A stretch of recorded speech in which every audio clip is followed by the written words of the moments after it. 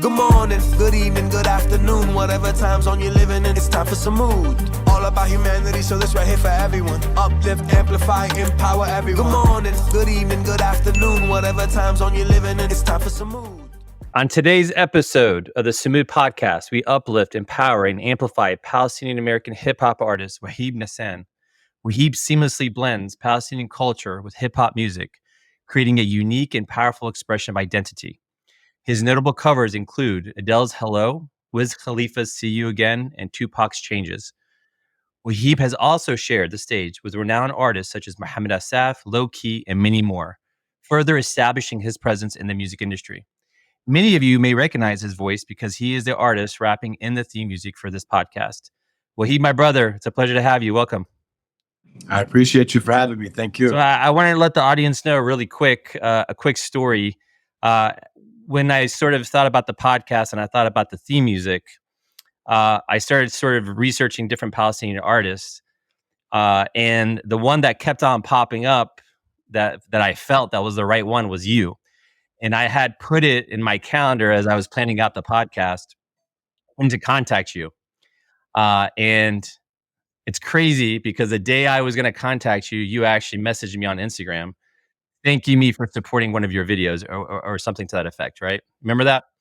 Yes, I did. So it was meant to be. So I appreciate it. Of course. Yeah. No, absolutely. It was sometimes when things just come into place, like it's meant to happen, then it just happens. So subhanAllah, we just crossed paths in that way, and it was meant to happen, man. And if you guys listen, good morning, good evening, good afternoon, whatever time zone you're living in, it's time for some mood. So yeah, I'm definitely supporting, so I'm with you. So we're not going to even play the theme music now. We're just going to go with what you said. Oh yeah. That's cool. So you're a Chicago guy, right?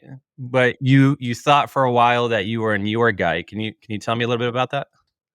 Yeah, so I was born in Chicago, and a year after I was born, my family decided to move to New York. So I was raised in New York, Brooklyn, New York, for about 10, 11 years. And then 9/11 happened, and a lot of businesses were affected. And my dad so happened to have like a limo service there, and the business wasn't well.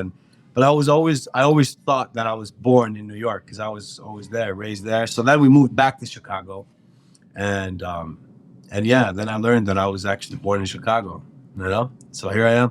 So how many years were you in Chicago? So after moving back from New York, I've been here since I was 11, 12 years old. Gotcha. Yeah. So I'm 31 now. So I would say about 20 years now. Yeah. All right. Very cool. So kind of tell me a little bit about your upbringing, if you don't mind, because it's interesting. You're a Chicago guy, but you're Palestinian as well, right? So kind of walk me through your upbringing and maybe the things that you went through at a young age. Yeah. So, I'm born in America, but, my family were born in Palestine, and, growing up, they did a very good job taking me and my siblings to Palestine. And I probably visited as a child maybe 3-4 times. And then as I got older, I continued on traveling to Palestine and made it a priority. Even though I have some challenges going there, with my music being all about Palestine, I normally just, delete everything from my YouTube. Like I put private on all my videos, and I go through the jisr. So I don't want them to stop me from going in because of what I'm doing here.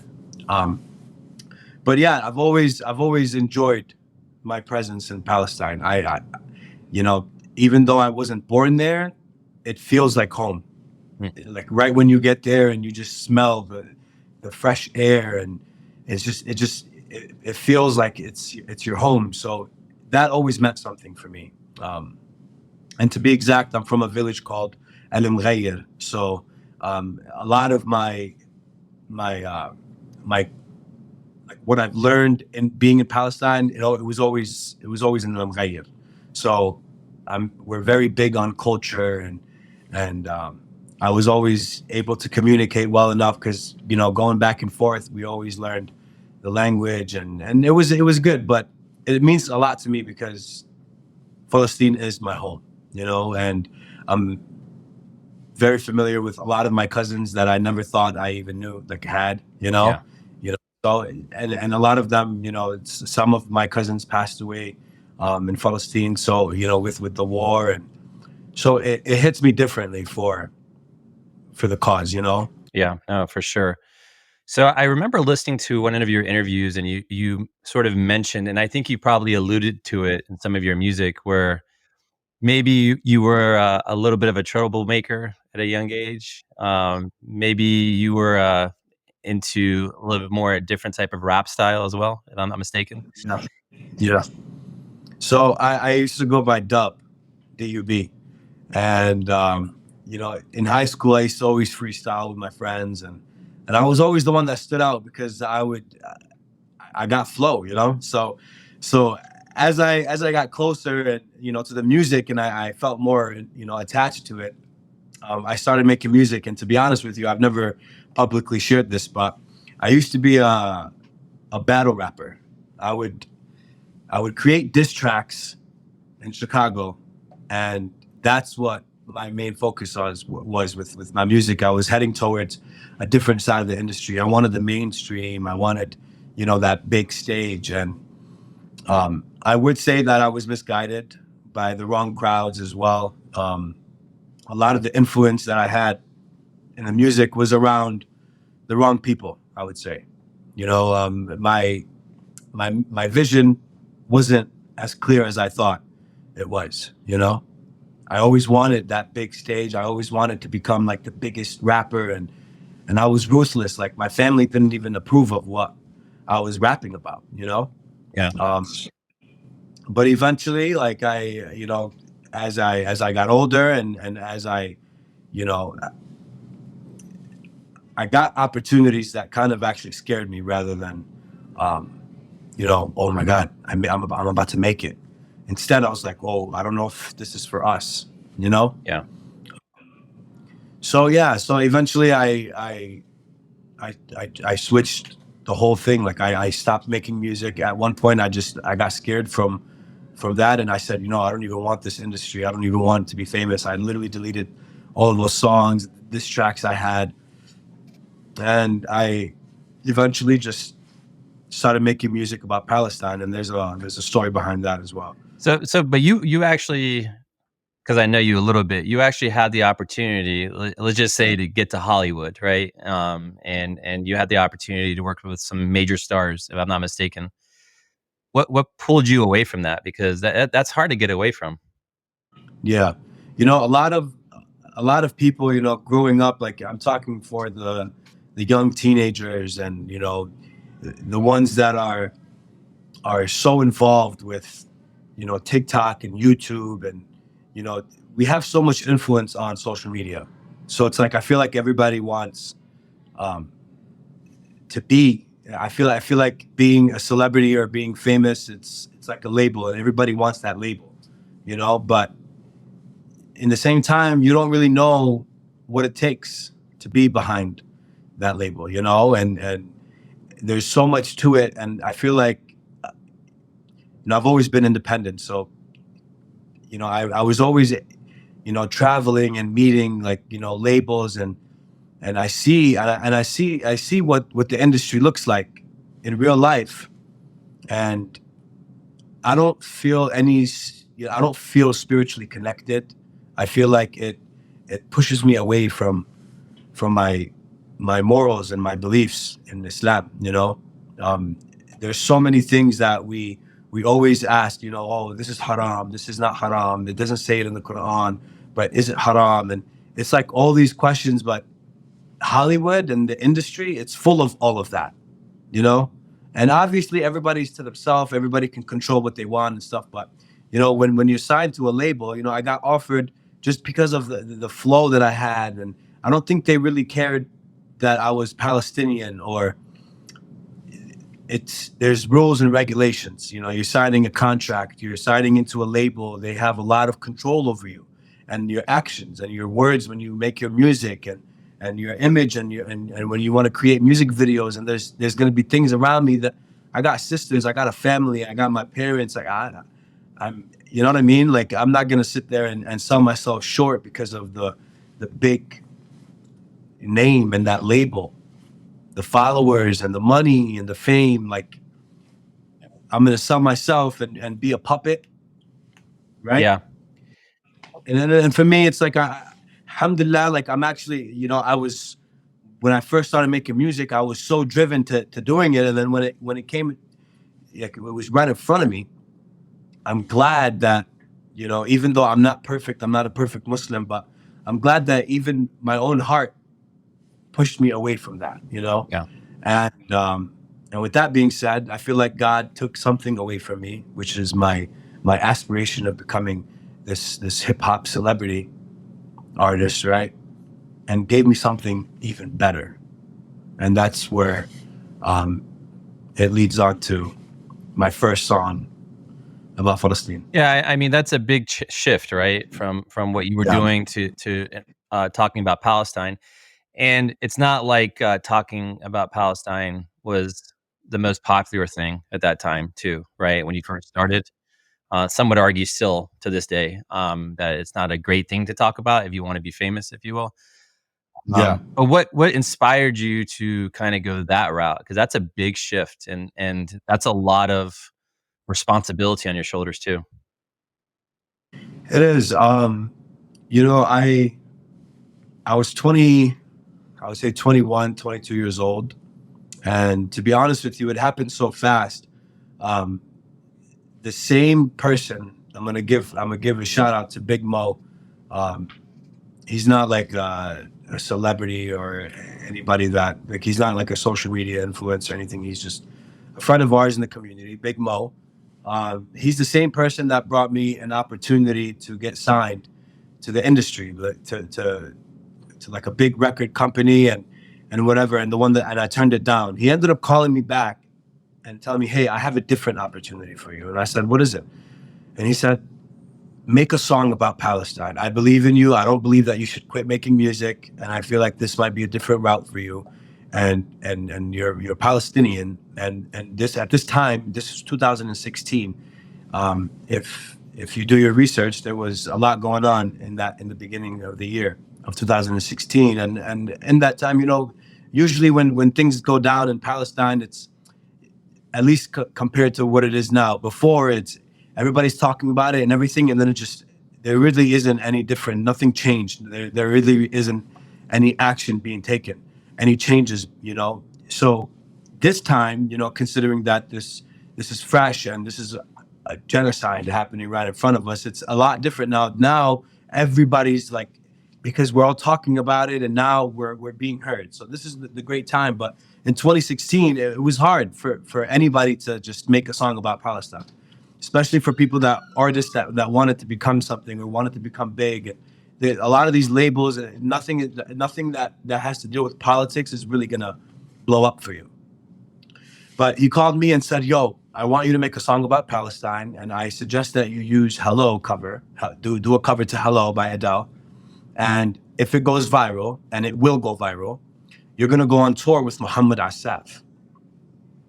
Now, for me, it's like, yo, Muhammad Asaf, like, that's crazy. I don't have followers. I don't have views. Like, I'm not up. I'm not out there yet, right?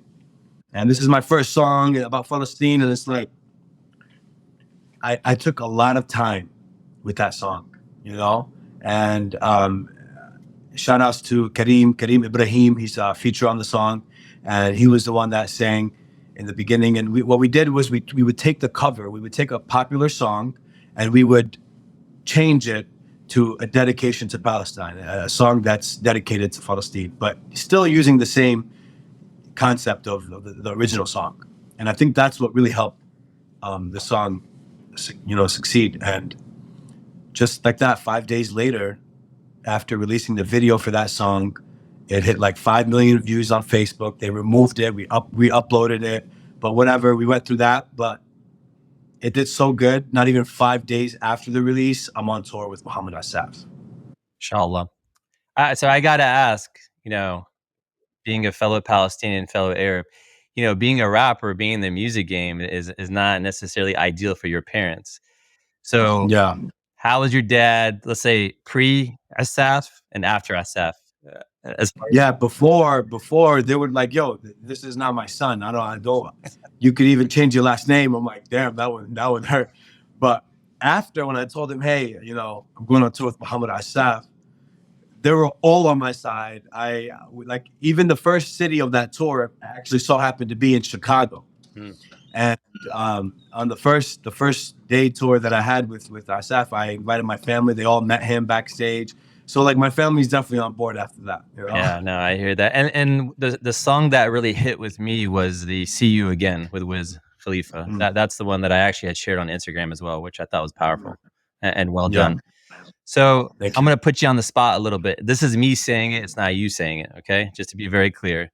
I don't believe that you've gotten your flowers. I think I consider you, I know you're 31, but sort of the OG here when it comes to talking about Palestine and rapping about Palestine specifically. A little confusing for me because I think, a little bit more love should be sent your way, if you will, or shown to you. Why do you think that is? Why do you think maybe people are not recognizing that? First of all, thank you for that. Really appreciate you for taking the time to really understand me as Waheeb Nasan.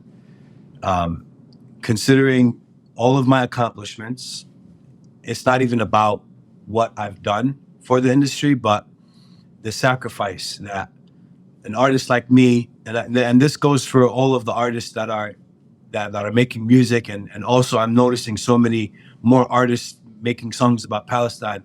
My goal was to always inspire people to do the same thing I'm doing. So it's not like I wanted to be any better or any greater than you. It's more so I wanted to encourage you and inspire you to use your voice, not to be afraid to represent who you are and the truth. To speak the truth. I'm speaking the truth. So I feel like a lot of people appreciate, of course, what I've always done. I mean, when I went on tour with Muhammad Asaf, I only performed that one song. I only had "Hello," So I'm performing that song, and this is my first time performing, especially yet alone a huge crowd, thousands of people. After the song was done, I'm noticing people that they would give me a standing ovation, and then all of a sudden while I'm rapping, I'm looking at people crying.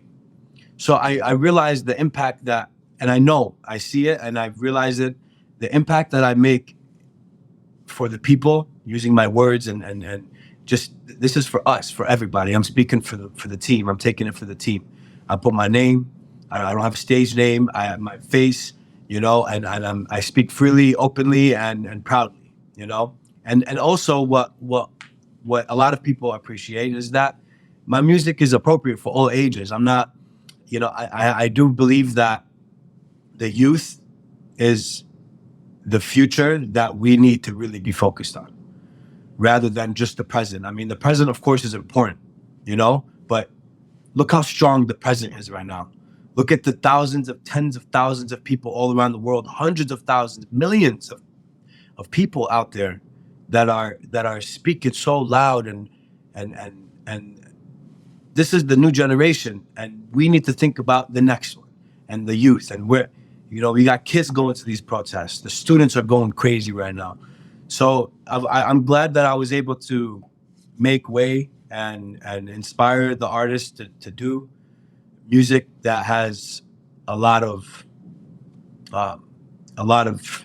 truth and information that a lot of people need to be listening to. As far as why, like you said, maybe people don't appreciate that, I think that also,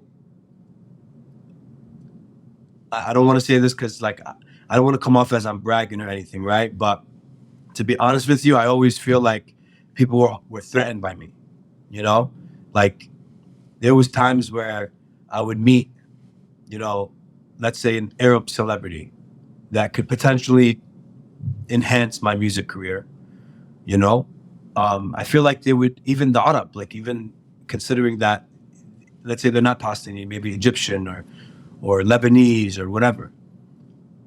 Even them, they wouldn't associate my name because my music was about Palestine. people don't see the difference now because what's happening right now and everybody's talking about it, so it's just mixed in. But they don't realize before it was so hard to stay afloat, shadow banned, censored, and then just cool people. Like I'll meet cool people and we'll connect and everything, and it's like it's just for the time being and it's cool, but it's like there's no uplift. Yeah. You know, there's no collaborations. People don't want to collaborate. You know what I mean? And it's like it's Palestine. It's let's stay away. I had people tell me, I had Arab tell me, I'm sorry to cut you off. I had Arab tell me, yo, this is gonna affect what I got going on. Sorry, man. You know, I support Palestine obviously, but I can't do something with you because your whole brand is about Palestine. Respectfully, but I like you. You know, so that's the answers that I got a lot of times. You know. So we're not uplifting, amplifying, or empowering. That's what you're saying. We weren't doing that enough, Yeah. and I feel like, and this is why I love this podcast, because those are the three key words right there: uplift, amplify, and empower. If we all do that for one another, like I could only imagine how strong and supportive and successful and that we can be for each other. You know what I mean? It's I don't know. I just feel like a lot of people, it's competition, you know, and it shouldn't be that way, you know? Yeah. So I think too that people, when they see you on YouTube or Instagram or whatever it is, and they see a Palestinian rapper and they see somebody that loves to do what they're doing, but I don't think that they realize that there's a lot of depth there. You've been through a lot in your life. You've seen a lot, right? You've been through a lot. You've seen a lot. And one of the songs that struck me as I was preparing for this, which I had no idea about, was Mockingbird, the Eminem cover, where you talk about your younger brother. Yeah. If you're okay with that, just talking a little bit about that song, why you did it, how it came about, etc. So 2017, my baby brother passed away, Allah yarhamah. And actually he drowned in a pool, and he had autism, so it wasn't like a severe effect on him. Like it wasn't like anything where he just lacked communication. So when you tell him not to do something, he'll just go ahead and do it. You know, so he always needed somebody to keep an eye on him. Long story short, he fell in a pool and he drowned, and it took about, he was still alive in the moment, but it took about 22 days until after that day where his heart stopped, right? So I shared that story and publicly. At first, it was very hard for me to a lot of people always asked, and everybody always asks about how did somebody die, and for my baby brother, it was just it's an inspiring, his story and his life is so inspiring. You know, even though he was 7 years old, so he never got the chance to sin, he never got the chance to grow and really see life. So as a kid, we all have siblings, and I recorded that song not even 3-4 days. I think it was 4 or 5 days after he passed, but I never released that song. And then, 3 years later, of course, with time, we kind of start to accept things, and we had to accept really early because, at the end of the day, death is promised to everybody, and we don't know when is going to be the last time you see any of your loved ones.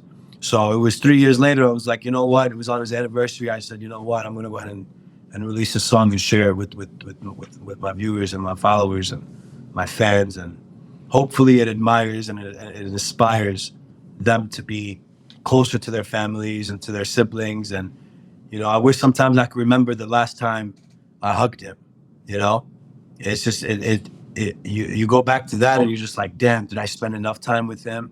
Or did I spend enough did I get to do what did I get to show him who I am? And I don't know. I feel like sometimes I wish I had a better relationship with him, but I don't realize that until someone's gone, So I only released it just to share my story and hope that it relates to others that have younger siblings, you know.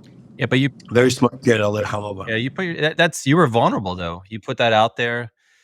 What made you? I'm just curious, really. I know you mentioned that you wanted it to be a reminder for people to spend time with their loved ones, but what made you do it? It seems like it was, you know what, I'm going to do this. I'm just going to put it out there. What really got you? To be honest with you, when something really hits, the only time I really record music or get in the studio and record anything is when, in the moment, I feel like I have so much to say and I need to let it out. I go straight to the studio.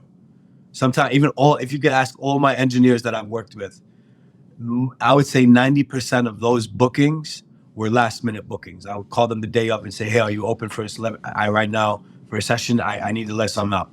So usually it's an instant thing that I just feel like I have so much to say. And every song that I recorded, this can answer to all of the songs that I've recorded.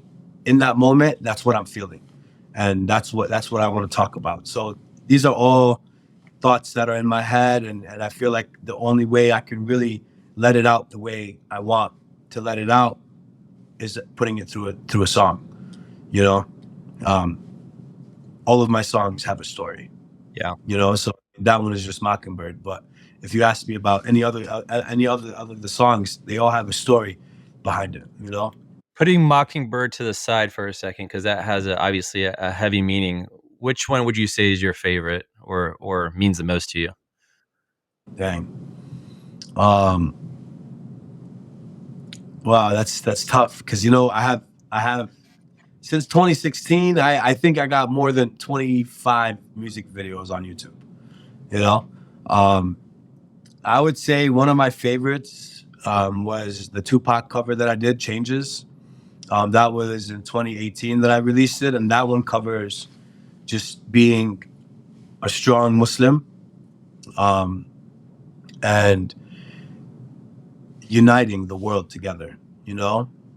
My music I've always wanted to be an artist for the simple fact of inspiring and spreading like love. So when I see the world come together, when I see the mixes of races that are joining forces and being stronger to, you know, with each other, it's to me, it's the most beautiful thing, you know. And that song, I would say, definitely encourages you to stay faithful to your deen and to also love and respect everyone around you and do the basic duties of a Muslim, you know. Yeah. Give charity, help others, you know, do better for yourself, love yourself, you know. And yeah. I think that would be one of my favorite pieces of work for sure. Right. Awesome. So speaking of that, which musicians really inspired you? Ooh, Was it Tupac? We'll put him as one. You know, whenever I hear the Tupac and Biggie conversation, it's usually Tupac right away. I don't even like Biggie just because of that. Yeah. You know? Yeah. But Tupac, I feel like... Wait a minute. You were in New York. You got to be a Biggie guy. Nah, man. Biggie, I feel like, you know, okay, cool, he got bars, but, you know, he's not talking... I mean, I'm not gonna say he's not a legend. I guess I don't know, but I'm a Tupac fan.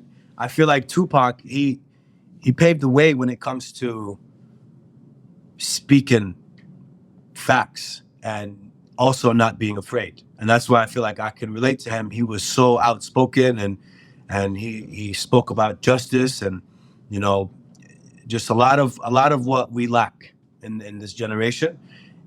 That's why I feel like, you know, his music will always last forever, but to the people that like to listen to songs that have a powerful message, you know, he's not talking. I mean, I guess he has some inappropriate music that doesn't really have, you know, an educational side of it. But I would say Tupac, Lupe Fiasco, one of my favorite artists. I love Akon. That's one of my dream features right there. If I can get Akon on board. That'll be dope.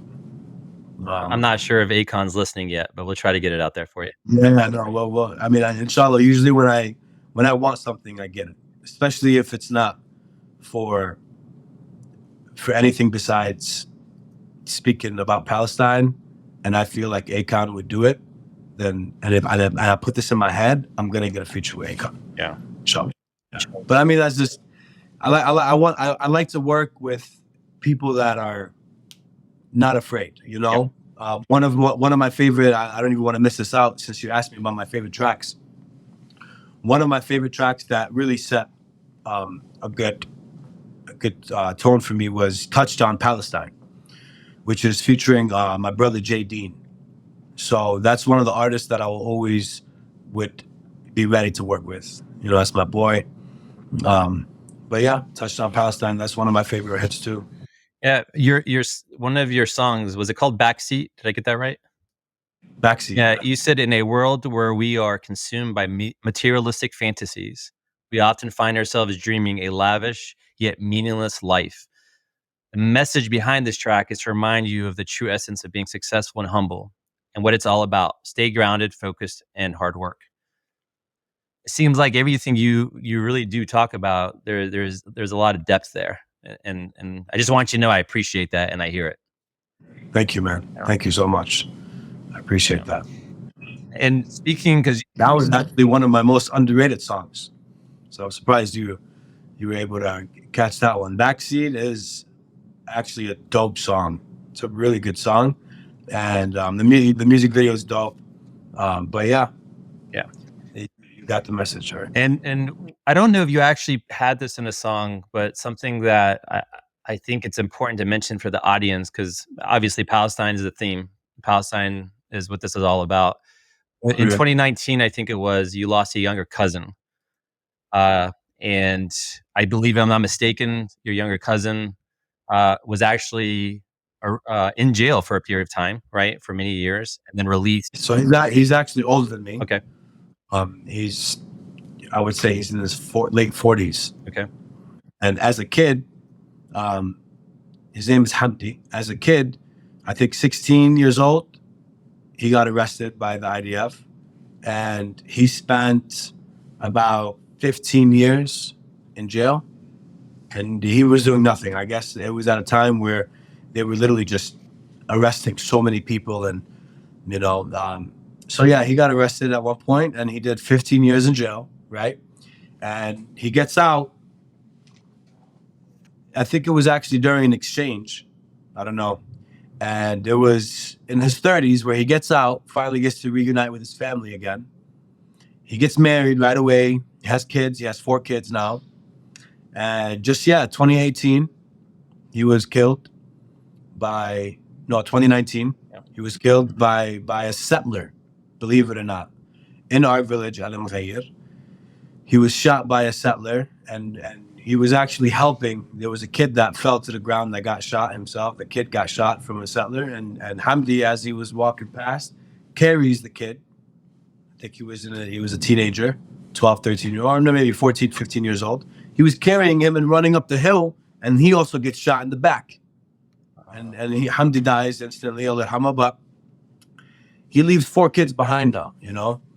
And Hamdi, I met Hamdi after he got out and he got married and had kids and all that. I was able to meet him and spend time with him and get to know him and just seeing, and there's thousands of Hamdis. There's thousands of more just like him, you know. So for us, it's like he's a shaheed, you know. He passed away, and you know, in Palestine, I realized how this humbled me, by the way, to see how people accepted the death so quickly versus, you know, when you lose somebody here, it's like a lot of people have a hard time moving on, and, you know, you lose a parent, and, you know, it's always going to be sad. But I feel like over there, especially, you know, getting killed by, you know, the IDF, I feel like they accept the death much quicker. And it's only because, like, at the end of the day, we can't change what happened. It happened. And we have to also accept what's happening, because if this is what we're fighting for our freedom, we're fighting for our voice, we're fighting for our peace, you know. And it's like the way they're fighting us is horrible. The way we're fighting them is defending ourselves with nothing. Yeah, when the settlers came to our village and started shooting and all that, we didn't have any guns out. They weren't shooting any guns. We weren't throwing any rocks. It's like these are, and it happens, and not just in my village, but in so many other villages. You know, the pressure that they apply on the civilians, and it's like, what do you expect us to do? If all I have is a rock in front of me that I can carry and throw at you to kind of push you away from me, if that's all I got to do, then that's all I'm going to do. What else am I going to do? Yeah. You know what I mean? So it's like, and I feel like that's why we, you know, it does affect me that, you know, my cousin, he died, but I got cousins who died. I got cousins who are in jail. And it's like, at this point, I'm just so over it. And it's just like, what else are we going to do besides keep pushing with everybody that's doing it? You know, everybody's pushing. I feel like that's the best way to eventually get our peace, you know? Yeah. And I want to just reiterate that these are not soldiers killing our people. These are settlers. Exactly. Right. And a lot of these settlers, they got the guns. I'm not talking about little pistols or Glocks. I'm talking about big, heavy guns walking around, and they're 14, 15-year-olds, 18-year-old kids. You know, that and then the best part about it, Doc, is they're also, while they're coming in and doing that, they got their security guards, which is the IDF members, the soldiers. They got even the soldiers supporting them, making sure nothing happens to them while they burn our houses, burn our cars. And it's just like, I don't know. This was recently that they were doing this to our village in al-Mughayyir. Yeah, I was going to say, they attacked again, I think 2 weeks ago, right? Yeah. Yep. And we also lost another martyr. We have another. It's just like it becomes so another day. It's just another day now. It's so unfortunate to have to look at it that way, you know? Yeah. It's like you don't lose somebody every day, but now in Palestine they lose somebody every day. So, you know, it's like you only know so many people, but you just imagine every single day it's just more and more and more, and it's just like, are we going to remember these names? Are we going to just forget about them? Do we stop now? Is anything going to change? We have to make a change, right? We have to keep pushing. We can't forget those names. We can't forget those people.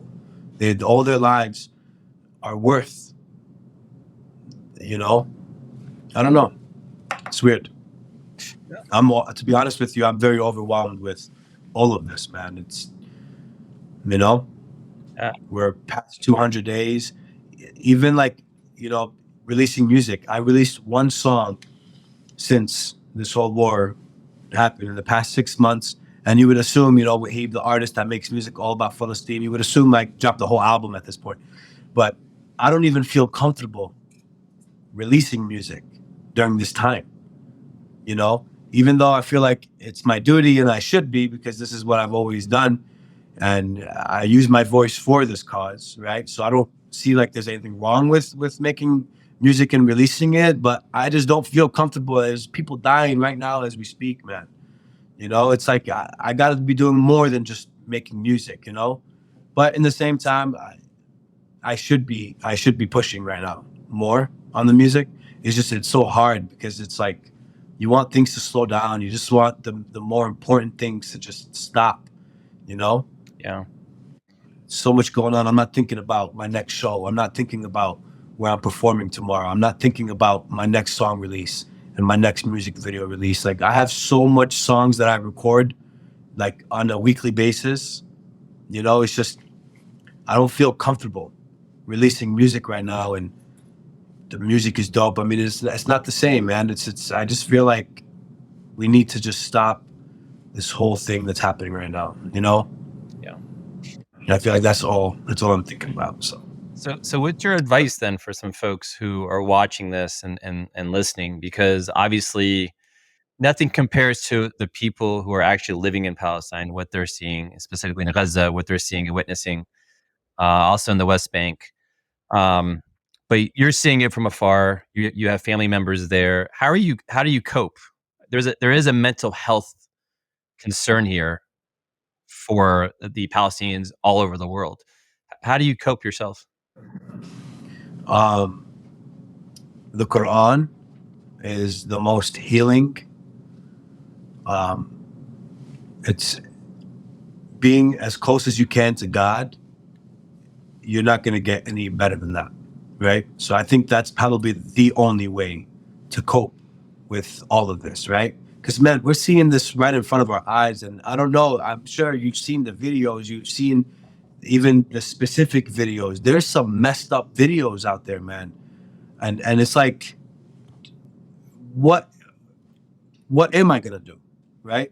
So I feel like the only thing that helps me cope the most is praying and just being closer to God, and also making dua for all of the families. And when you're capable financially to help, with helping other people that are there, I'm receiving so many messages from individuals, just random people from Gaza that are all creating like GoFundMe pages. It's crazy to see that this is what this world has came to see that people are like begging for help.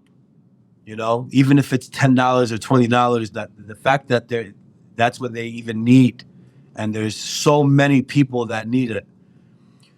So it's like, I mean, I don't know.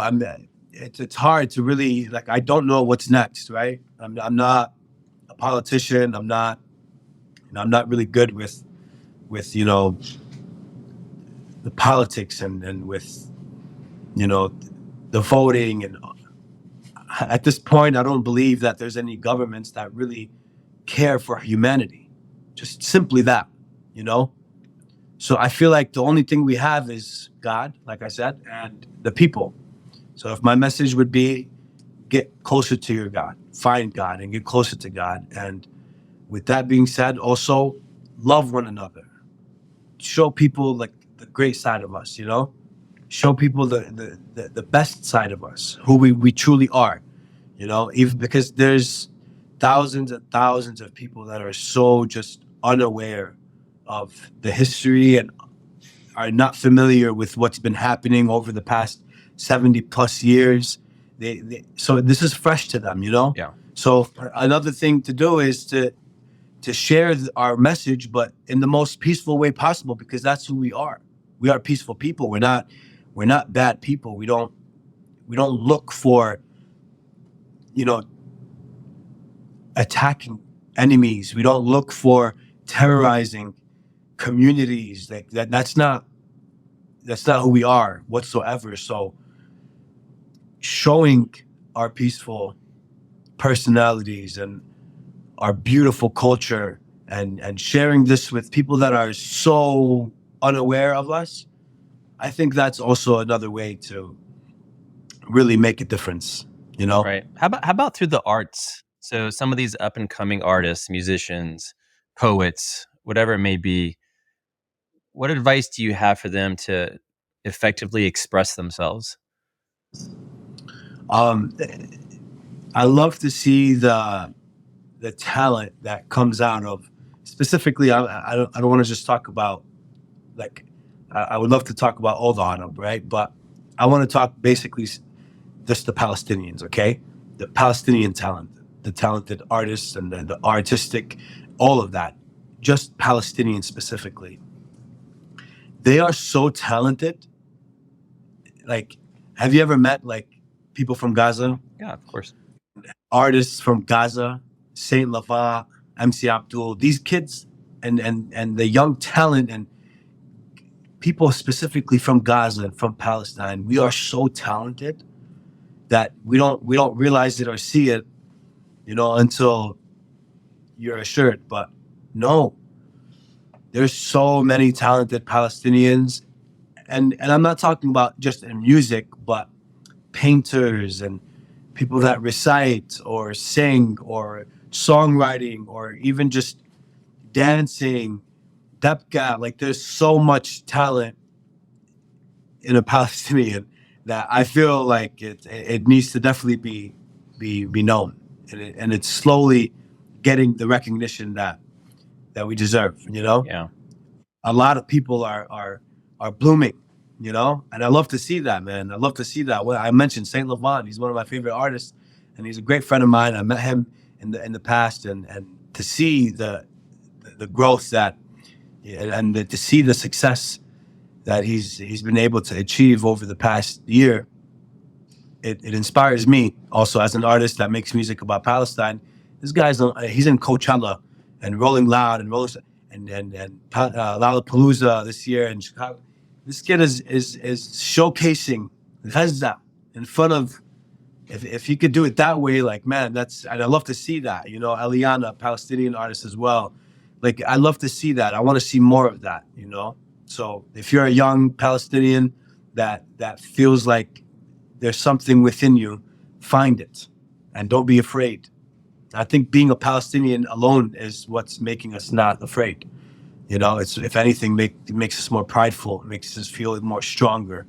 You know. Speaking of that, though, how do we? I'm going to try to be diplomatic here. How do we best support each other? How do we really uplift? You talked about it a little bit earlier, but there's still, I think, sort of a gap to an extent. I think you'd agree Okay. to supporting each other. Yeah. Maybe the question should be why. Why is that an issue? And you don't have to answer that if you want, but how do we fix it? I think a lot of if I'm going to say how do we support each other within just people in general, I think it's very important to be supportive, because when somebody is out there doing something for Palestine, you know, you want to support it simply because of the cause and the message. I listen to some songs and I may not like the artist. I might not be a fan of this personal, you know, this artist in a personal level, but I'm going to support what he's doing, right? Because of what he's talking about. I mean, I obviously agree with him, with what he's saying. So sometimes people don't want to support each other because of their own personal reasons, you know? And I feel like we need to start putting these personal emotions to the side. And I feel like we need to be thinking and being more worried about the bigger picture, the more important message here, you know?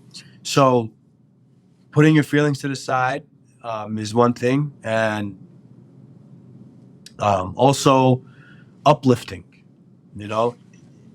It's hard to become a celebrity, but when you have more people listening to your music, you might have a chance, right? And this goes for people that want to be in a big platform. You're not going to get there if you don't have the right support system. So picking your team when you want to become an artist, and you have to have a team. If you want to become a dancer or whatever the case may be, you have to have a team, and that team should be very supportive, you know, because when it comes to the personal emotions that you have towards people, those people specifically, it feels so much better when they're supporting you, and when your loved ones are like, yo, that song was hard, keep going, you know, or when you have an engineer that really wants to perfect your sound and really wants your song to do what it needs to do. You have a support system, and then you even get to meet people that, you know, can also financially support what you're doing. A lot of the struggles comes from not being able to afford recording or afford, you know, shooting music videos. You know, that's another thing with me.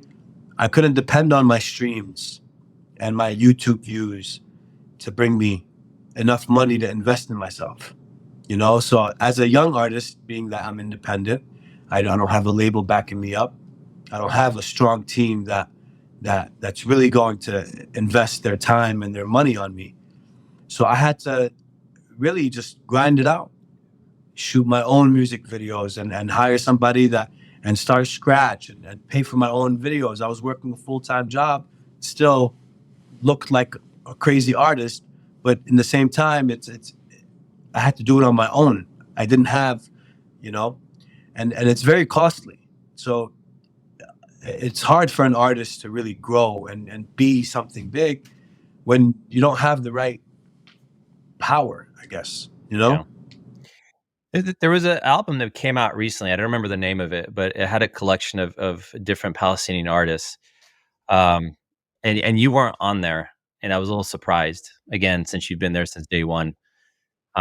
Is there a reason that you weren't on that? Did you decide not to participate? You're talking about the album that recently launched this Yeah. year. I don't remember the name of it. Yeah, so the Art of War. Okay. Yeah, I was. I do support the artists. I would say some of the artists that are on this album are actually friends of mine too. So I do support the cause absolutely. And I was actually planning on being a part of this project. Initially, I was part of this project when it first started cooking. But we had our differences, and somehow a lot of things changed. And end result, I'm not a part of this project. But that's cool because, I mean, at the end of the day, I feel like what's meant for you will be for you. And one thing I also learned is to not depend on others to do anything for you. It's more so you have to love what you're doing, and you have to do it yourself. When you wanna be a part of something, your heart needs to be there, you know. And yeah, I don't know. I mean, I do support. I mean, one of my favorite songs that are on there actually is from my boy Deep. He's got the last track on there, "Soul of a Soul." That song is hard. So I mean, I like the concept, and I support what they're doing absolutely. And I think also the money that they make from the streams and the proceeds will be going 100% to charity. So that's cool. I like to hear that. But yeah, I will be working on my own album though, and I didn't make any announcements, but that's where, we're in Sumúd right now. This is Sumúd Podcast. I gotta let it go. But I'm actually working on an album that I want to launch this year. And this album, like, inshallah, like, we're looking at like A-list artists, and I'm putting some real cool features on there, and it's definitely going to be a project that it's going to take a little time to work on it. But I know that this might be kind of just like my last thing, I don't really see anything. Nothing completes me. Like, nothing is gonna really make me happy in the music industry. So I don't really have like an end goal on where I want to be with music. I don't care, right? But I do care about my music with its message, and in hopes that it reaches the right people and it educates. Most importantly, it's educating the youth and the non-Palestinians, So you're not saying you're going to retire after this. You're saying that this could be the last one, and you'd be good to go if that were to happen. Yeah, if this was my last project, like, I'm good. But this project is definitely it. Yeah. Yeah. So inshallah, I mean, it's definitely sounding right. It's sounding good so far. It's the pieces are getting together, but it's just, I think the main focus, like I said earlier, is to stop this war. Stop what's happening in Palestine, in Gaza specifically, in the West Bank. Stop the killing on either side, and just start a different chapter that doesn't involve violence and violence and violence. Like, it's not. I don't see things changing anytime soon because of the lack of humanity. Yeah. To be honest with you, like, I wish I can say, I want to say, and I always make dua, and I always say, inshallah, things will get better. Inshallah, tomorrow, everything will stop. Inshallah, these kids can just finally not have to worry about dying in a couple of minutes. Like damn, But in the same time, it doesn't even look like that's going to happen, because where is everybody? But see, that's why I actually think you got to keep doing what you're doing. We all have our form of resistance. So Dr. Dalal Erekat, for example, her form of resistance is educating, speaking. It's actually living in Palestine, right? Is a form of resistance in itself. Yours is your art. Yours is your music, right? Yeah. So I think it's important for you to continue to do that, because whether you realize it or not, I do believe that you're inspiring people. I do believe that people are wondering, oh, he's actually out there saying it. Why am I not saying something? Yeah. So I think you're probably misjudging a little bit your impact. I'm talking to you like a little brother now. Yeah, absolutely. Yeah. No, I respect that. Yeah. Yeah, I do agree, because I look back and especially the song Hello, okay? If you go back to that song, the first song I did about Palestine, when you listen to my verse, like, there's a lot of big words in it, right? And there's a lot of, information in there. Can you are you able? Grown talk. Can I put you on the spot? Are you able to say some of it? Yeah. Blame it on the terrorists. It's embarrassing. Somebody tell me, how could the news have all these errors in them? They pray 5 times a day, so I'm praying with them. God is watching over. Best believe he's gonna. Man, it's that song. You gotta hear the beat. You gotta. It's tough. There's a lot in here. When I see kids reciting that whole verse, Doc, I'm talking about 7-year-old kids, 8-year-old kids, wallahi, right in front of me, singing and reciting that whole verse. To see that, and to see that with my own eyes, and to realize that, man, I'm really inspiring the youth, and I'm talking to them, and they're learning, and they're educating themselves with what I'm saying. So that alone is why I make music, because of the kids. Everybody used to always say, Waheeb for the kids, Waheeb for the kids. I'm for the kids, man. They're the future, and that's probably why I would never want to quit making music. I do know that I have an impact on the people. It's just the reason why I might be misjudging myself. It's not because of where I'm at in the music, even though I feel like I deserve, more. I would say more love, more opportunity, more of a platform, more of a support system. Even though I may feel like I deserve that, sometimes I feel like you are where you are in life because that's where God wants you to be right now.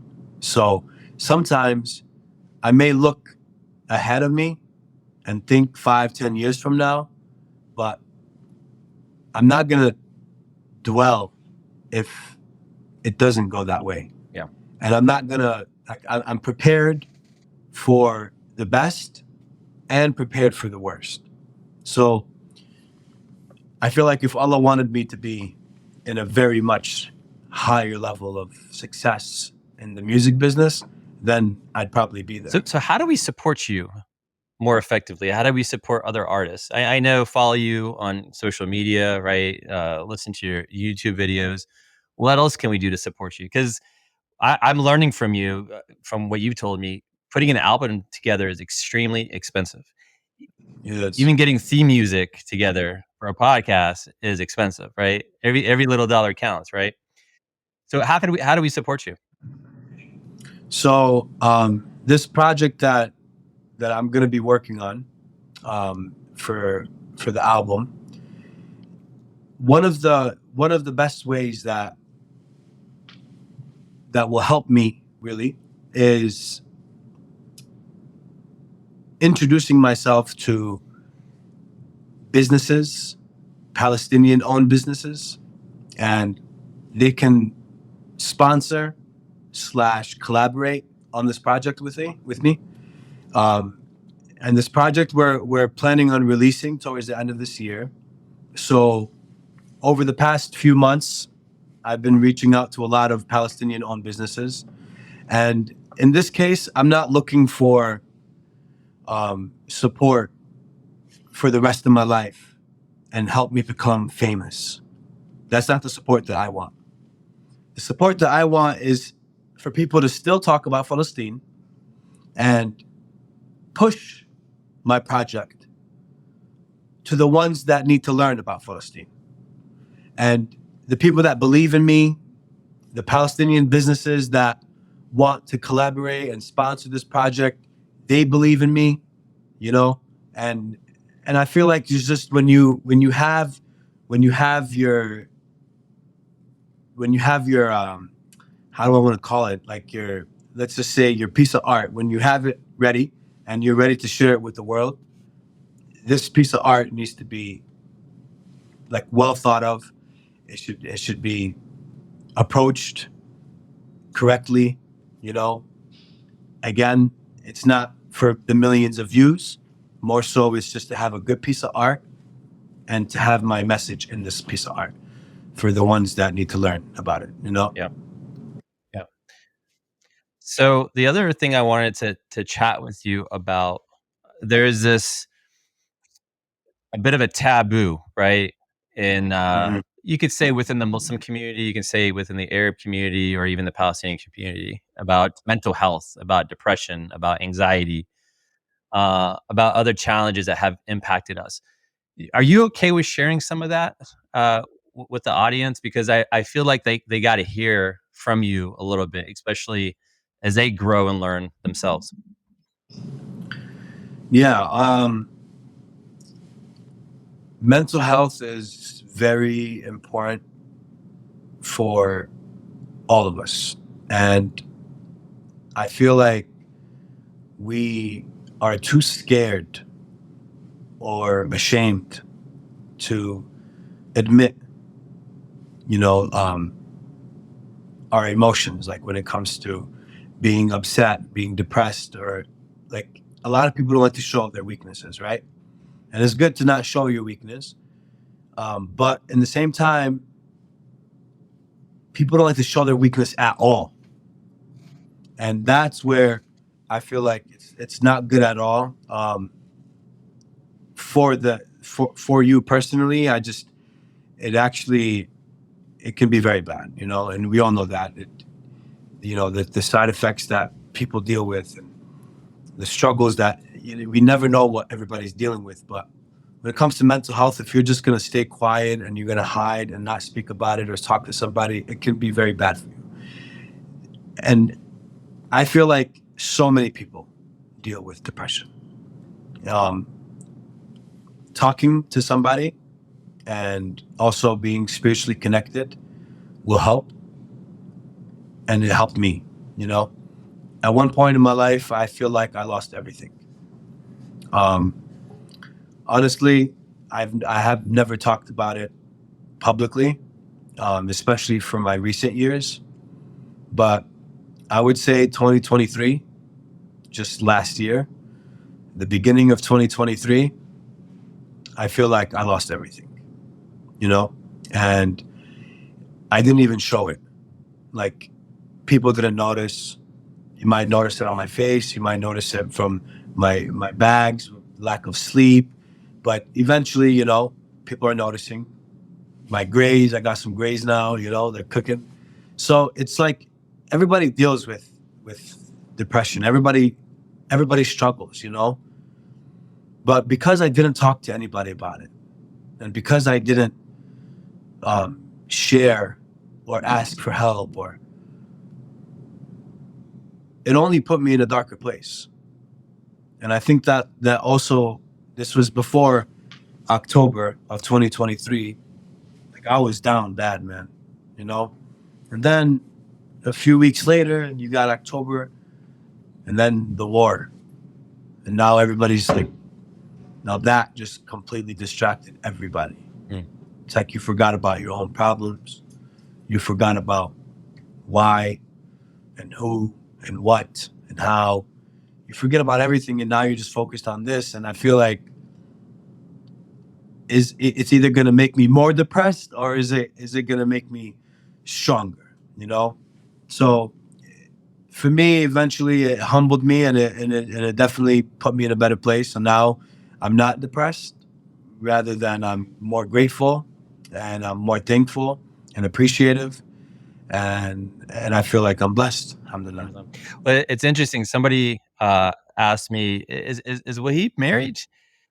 And I said, "I'm going to ask him the question on the podcast, and I'm going to let him share his story." You want to share your story? I don't got a ring here, man.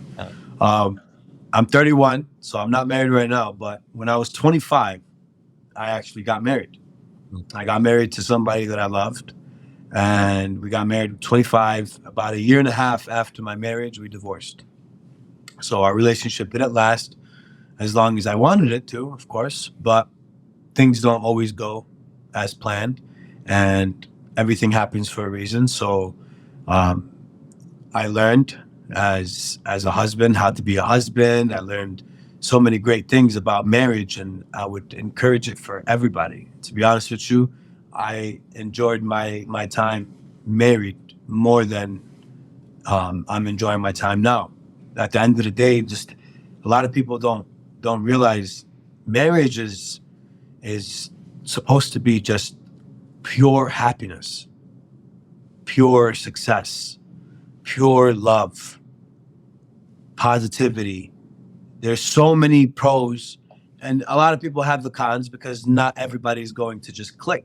But there's so many pros in being married, eventually building your own family and having children. So I've always wanted that. And that's why I got married young. I got married when I was 25. And this was like the beginning of like my music career. 2016, I blew up, with the whole music, and started traveling and touring. And, I got married thinking that, I was ready. And I was. I could say I was, and I could say she was too. But you have to, if we're going to talk about how to find love, I just feel like everyone can love each other. So I don't think looking for love is the problem.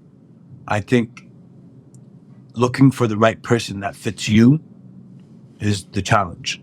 And if you find somebody that you can accept, and also accepts you for how you are, and I think just finding the right person that can just fit that puzzle, I think that's where it starts, and then the love grows, Yeah. So you got married pretty young. I did too. You got divorced pretty young. I did too. So I hear you. But what's the one takeaway for you? What's the one lesson you had from that experience that maybe we should be sharing with the next generation of individuals?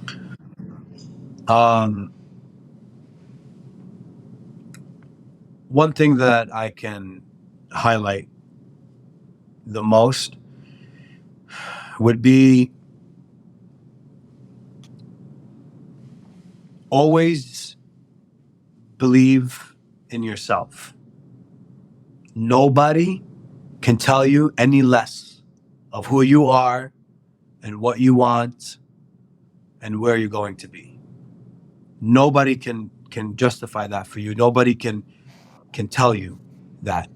You need to believe in yourself.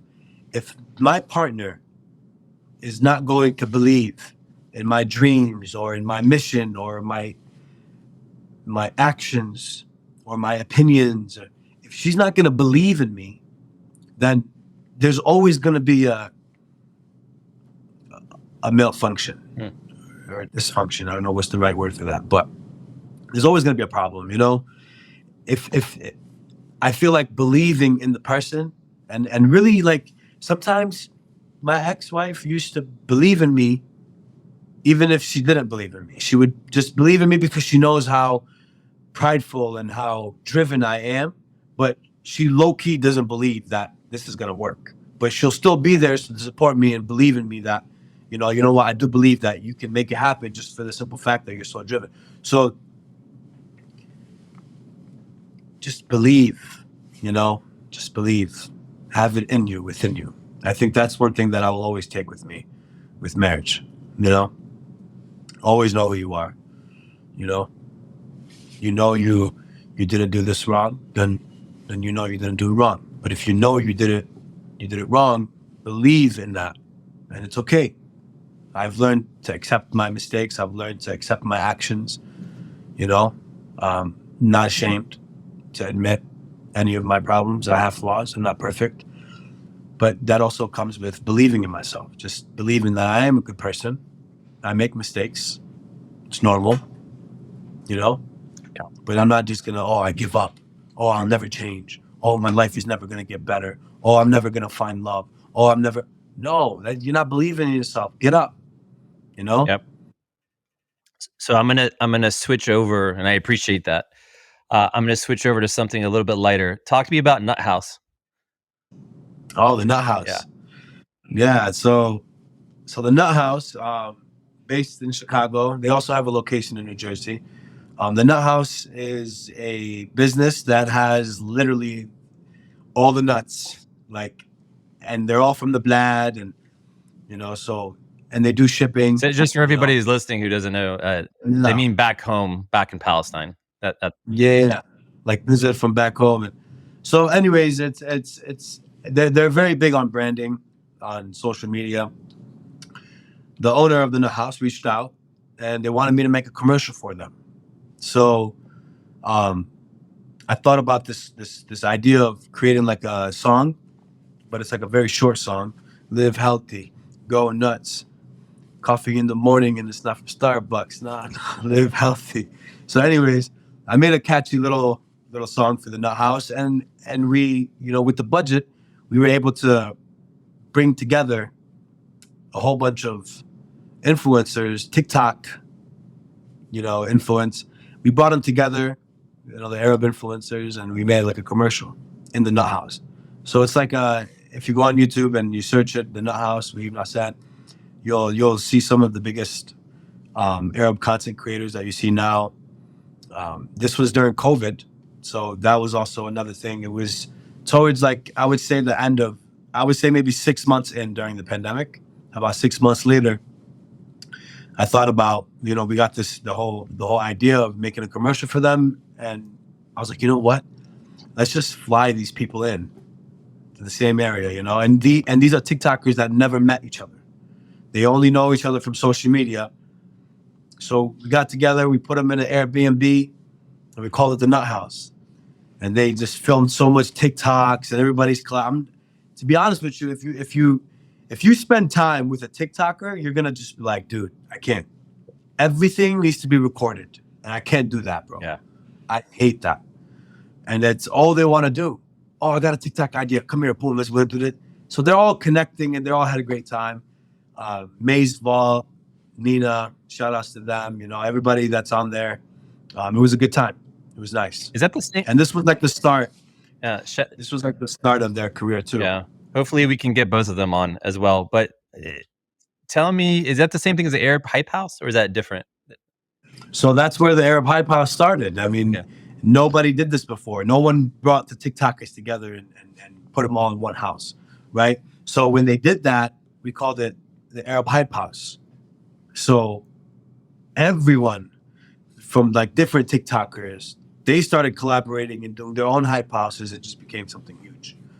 But for me, all I did was the Nut House and the Arab Hype House. That was cool. It was a good time. So talk to me about the creative process, because I remember when we talked about the theme music for the podcast, we were, of course, under a tight timeline as always, right? But you did it so quickly. You were able to come up with the concept so quickly. I mean, I think almost 2 days or less, if I'm not mistaken. Yeah, I'm just fascinated how somebody goes through that creative process. Something had to inspire you. Something had to move you. Yeah, I think this was a little bit after we talked, and you shared with me the whole concept of Sumud, and to uplift and amplify and empower everyone. That stuck with me as well, and I love that. Those are the 3 biggest important tools of life. And I love the concept of Sumud and the whole message behind it, and how you want to give people like me and others that have such a powerful voice and a voice. You're giving us a louder platform. And when I learned about this, I felt relatable. I felt like this was very relatable to just myself. I feel like I'm a person that likes to uplift people. I like to amplify others. I like to empower others. I've done it in my career. The Nut House, I uplifted and amplified all of those TikTokers and showed them a bigger stage. I showed them that, hey, I can see it, but you got a lot of potential. There's more to you. I love to see and meet up and coming artists or talent I like to share my input. So for me, I love the whole concept of it, and I'm getting off topic, but the creative process of the song, yeah, it was 2-3 days, but I mean, it was very simple, you know. Good morning, good evening, good afternoon, whatever time zone you're living in. It's time for Sumud. All about humanity. So this right here for everyone: uplift, amplify, empower everyone. You know, it's exactly what it is. Right. You know, the flow came with, with the beat. My guy was cooking, and it was, for me, sometimes like I wasn't even prepared. Like, I didn't have any of the song. I didn't have any of the lyrics written. Remember, we were going back and forth. I'm like, yo, is there anything specific you want me to say? You're like, no, just do you. I believe in you. You got this. So I'm just like, man, and the key words just kept clicking in my head, Yeah. And I also wanted to make it appropriate for an intro. It's an attention grabber. So, and anybody can be from anywhere around the world. It could be the morning, it could be the evening, or the afternoon for them. It's time for it, Well, Tune in. I do believe in you. I still believe in you. I hope you believe in you as well.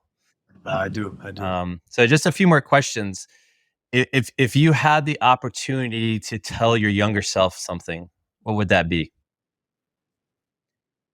Ooh, I had to learn the hard way, man. And I don't like to. I don't want to be negative, or I don't want to share like any of my dark stories, right? And just get very dark. But a lot of my past experiences, I trust a lot. I see good in people, and sometimes I love to see others win. I love to see others grow, and a lot of people might say, "Oh, that's so good of you. That's such a nice thing for you. You're such a good person for that." Sometimes I feel like that's the worst thing about me. And unfortunately, a lot of my close friends, people that I've worked with in the industry, people that I've helped, people that I feel like I've given so much to, not just, it doesn't necessarily mean giving anything specifically, but just giving so much of my time and my love for that person. Getting backstabbed or getting the short end of the stick sometimes, especially from the ones you love and the ones that you believe in, that can be the most painful thing ever, man. And one thing that I would tell my young self is yes, love everybody, but just be careful with who you trust. I feel like just sometimes not everybody wants the best for you. So that's the unfortunate thing about, where we live in. I don't know, man. There's so much more that we could be doing for each other. And I've just had my fair share, I wish it was easy. And it is. That's the thing. It is for me to trust. And it is for me. It's so easy to love. But I wish it was so easy like that for everybody, man. And I just feel like that's why it's so hard to stay afloat, to stay with a good mindset, not get depressed. It's always hard to stay on a straight path because of the simple problems that come across, the road bumps that you're gonna drive through. There's gonna be tough experiences, and you're gonna see some crazy, But I don't know. Yeah. I just feel like, I would tell my younger self to not trust everybody, but at the same time, still always love. And I also believe in give and take. When you give, you're gonna take something that's good for you. Yeah. God will give you something good for you. Sometimes it could be as easy as opening a door for somebody. It could be as easy. It could be anything. So I always try to also spread good. That could inspire somebody to do something good. Sometimes I feel like I could have did better. So yeah, shit. If I know what I know now, I don't know where I would be now. I'd probably be in a much happier place. But I mean, we all have our own challenges. We all have our own experiences. We all grow differently. Yeah. And everything happens for a reason, right? Absolutely. So what do you want your legacy to be? 40, 50, 60 years from now? What do you want to be remembered as? I want to be remembered as I want to be remembered as a person with love, with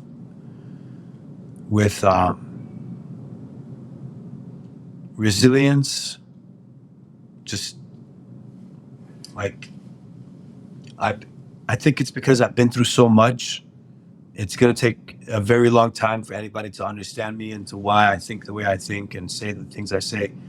But I want people to always just remember that it's all love, man, you know? And everything that I've ever done in my public life or my private life, it was always for the sake of God.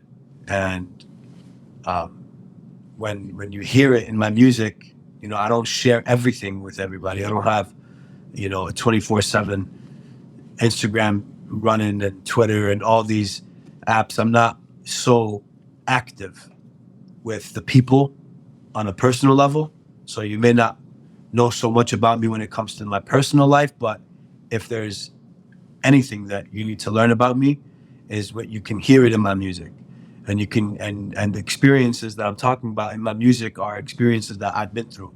And I know for a fact people can relate to it, and people have, you know. Yeah, I want to be remembered as a person that just always said the truth, spoke the truth, and was not scared to, you know. Yeah, no, I respect that. Any parting words? Any last words? I just feel like I'm asking that because I just feel like you have so much to say that you're not saying. Yeah, I know, man. I know. Yeah. It's just, you know, the thing is, I don't speak for myself or for any sole purpose of like benefit. Like I don't want people to feel sorry for me. Sometimes I think that's why my depression plays a part. It's like I don't care if people know about what it is that I'm dealing with. I sometimes I feel like my life is not for everybody. It's not. Your life is not for everybody. Not everybody, not the whole world. They don't have to know everything about you. I don't have to share everything about my life. I don't have to talk about everything that I've been through for everybody to know. It's not important for what is that going to do? But for me, I like to share at least enough where it's going to relate to you and hopefully it can help you find a different way or help you find a solution, you know? And it's like, sometimes it's even hard to explain it. It's like, I don't want to speak direct to anybody. I don't want anybody to feel a certain way about anything. I don't know, man. It's just, there's so much I want to talk about and it's hard. It's hard to do it, Doc. Well, we'll get you back on here. Don't worry. Well, yeah. I mean, no. The thing is, I feel like just even with just listening to the songs, when you watch them from the beginning, starting with Hello, and then you work your way up, you'll see the gaps. You know, my baby brother passing was a big part of my life, so you'll notice when the Mockingbird comes. You'll notice when there's a huge war happening around this time because of this song, World War III. There's always stages in my life that I also share in my music, you know? And I feel like being an artist, it was always my way of expressing what I go through. I think I'm better off explaining my life or explaining my experiences through music rather than just podcasts or just conversations. Because it's harder to put yourself in somebody's shoes when it's just, I'm just another person, you know? But when you hear it in their voice and when you're listening to it and when you're hearing a story and you see a visual, it kind of makes it a little bit more easier to understand it, but just enough to understand. I don't think you need all of the information. I think you just need enough to just know what it is that I needed to learn from this. And I got it, you know, from that song. So yeah, I hope the people that are listening, you know, always love one another, always continue supporting one another, and not be afraid. Don't be scared. You know, to the upcoming artists that want to make music, don't let anybody tell you, oh, it's too political. You know, and don't think and chase the wrong thing. Another thing, California was a big loop for me. You know, I always thought going to California, I'm gonna meet all these people, and but when your heart, like, you have to know what you want, you know. And for me, just being that I'm a Muslim and I'm only a practicing Muslim, like, you're only gonna keep practicing, you're never gonna be perfect, right? But know what you want. I went to California thinking I wanted one thing, but that was just to fill a void from my divorce. So it's like sometimes you get too carried away with what it is that you want, and your emotions get the best of you, and now you're just off track. My reminder, or my message is, always know where you're going. Always know what it is that you want. What is your end goal? You know? And for me, it's always been Palestine. Rest in peace to all the people that are passing away. You know, we can't count it. There's so many. But we pray that things get better, and I hope my music, if you're new to Waheeb, I hope my music teaches you. And yeah, spread love, spread peace. Thank you so much. Good morning, good evening, good afternoon, whatever time zone you're living in, it's time for Sumud. All about humanity, so this right here for everyone. Uplift, amplify, empower everyone. Good morning, good evening, good afternoon, whatever time zone you're living in, it's time for Sumud. Listen, stay tuned, cause it's time for Sumud.